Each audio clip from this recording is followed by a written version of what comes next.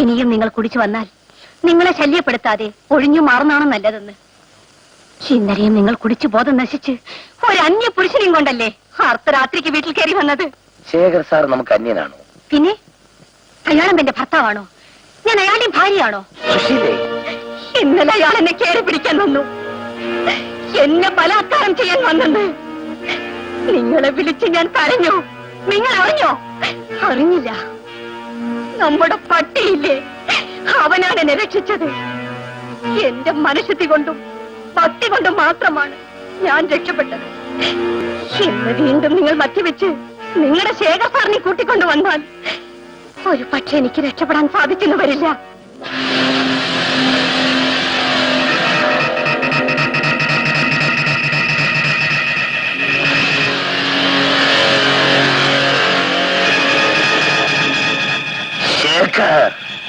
വേണ്ട, ഇപ്പോൾ നിങ്ങൾ എങ്ങും പോണ്ട.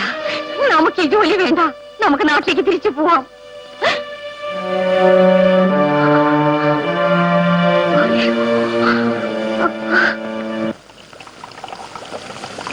എങ്കിലും ഒരു പട്ടി സാറിനെ ഇങ്ങനെ തോൽപ്പിച്ചു കളഞ്ഞല്ലോ, കഷ്ടമായി പോയി.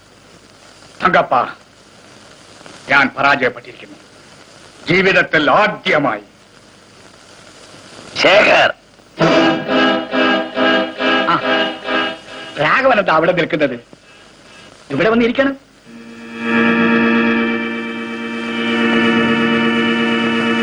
ശേഖർ സാറ് എനിക്ക് ബംഗ്ലാവും മാനേജർ ഉദ്യോഗവും മദ്യവും തന്നത് പിന്നെ നിന്നോടുള്ള സ്നേഹം കൊണ്ടാണെന്ന് വിചാരിച്ചോ?